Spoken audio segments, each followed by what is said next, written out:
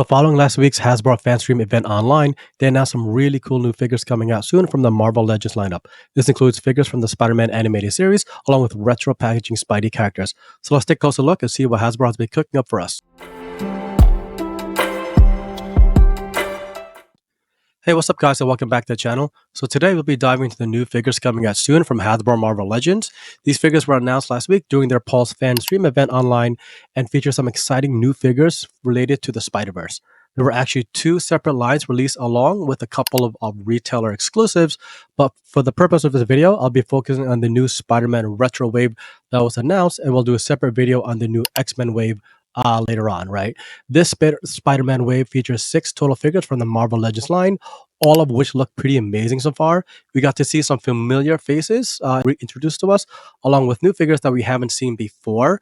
There are also a couple of new retailer-specific exclusives that were revealed as well, which we'll take a closer look later in the video. But I'm definitely excited for this new wave, and let's dive in and see if any of these figures are worth your cash. First, I'll quickly introduce the new figures being released with this wave.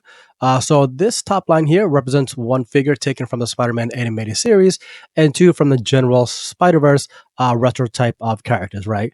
The first one features Spider-Man Unlimited, which looks absolutely incredible so far and features a newly added figure to the line. The second one is Agent Venom, aka Flash Thompson. This is actually a second iteration of him, and we'll take a closer look at his details shortly. And third is more of an obscure Spider-Verse character from Marvel, which is Spider-Boy. All look pretty solid so far, especially from a retro packaging standpoint, and I'm definitely feeling Agent Venom the most, right? Next 3 characters feature 2 figure models taken from the Spider-Man animated series this time around, and 1 from the general Spider-Verse. The first one has the Chameleon, which looks really solid so far and has some really nice accessories with it. Second one features Kaine. He looks pretty good so far, but feel like he's missing something though, which I'll dive more into later in the video. And last is Electro, aka Francine Fry. A little bit of a surprise to me, but otherwise she looks pretty solid so far. And overall, this is a great 6-figure wave set. So first up, we'll take a close look at my favorite figure from the wave, Agent Venom. Now, this is an updated version of the figure that was actually released back in 2014 as a Walgreens exclusive. The Walgreens exclusive has a much stockier body mold. There's pins in the arms and the legs, and it just felt very flat, right, from a coloring perspective. But of course, that was released, a decade ago. So I'm glad that Hasbro is finally releasing an updated version of this figure. As you can see here, Flash's body mold looks much more proportionate to the actual character model. I also like the paint applications and kind of how the white looks more present throughout the chest and the eyes. The spikes on the costume also feel more prominent, along with the small sculpting detail throughout the actual suit itself. And I absolutely love that they've included an unmasked head sculpt of Flash here, so you get some really good display options and variations with him. Also, the accessories look great and include 3 pairs of hand molds as well, and 2 weapons, which include a rifle and a pistol. Now, I would have liked for them to maybe have included a couple of more firearms and or maybe some symbiote tendrils. Otherwise, it's a great looking figure so far. Next up is the awesome new Spider-Man Unlimited figure. Now, for those who aren't familiar with this animated series, this originally aired on Fox in the 90s, right? This version of Spidey was actually meant to be a continuation of his story following the events and ending of the Spider-Man animated series. This time around, Peter somehow ended up in an alternate dimension, right? This series wasn't as good as the original Spider-Man animated series, which is why it wasn't as popular.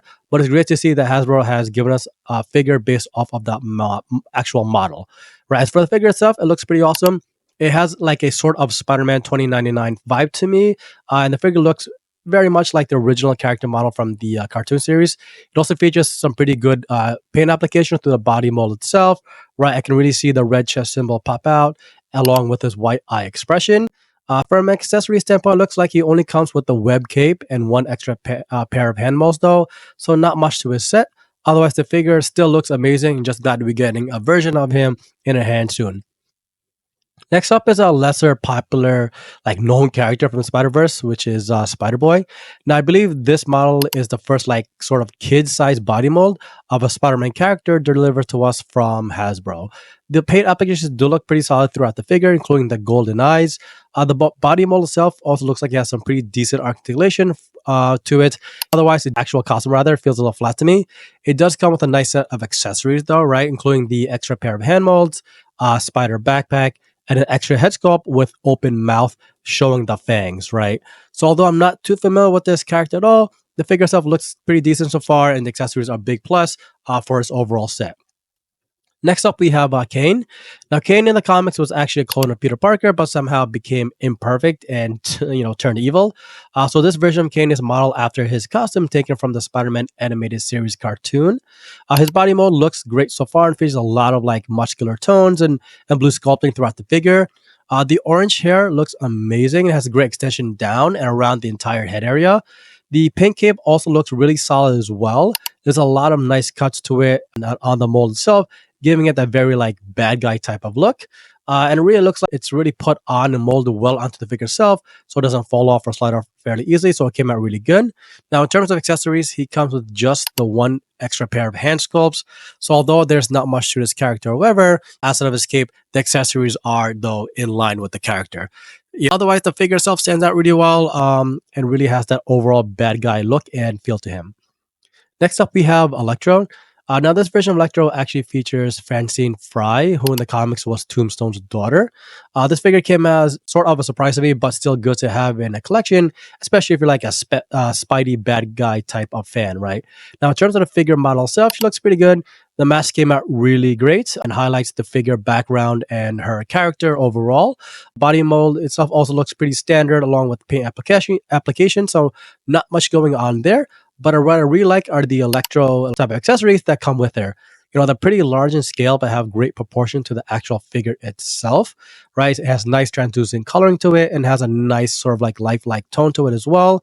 She also comes with an extra pair of hand molds, so you get a couple of nice accessories with her set. Otherwise, I do like how the figure came out overall. Just not my favorite character, right?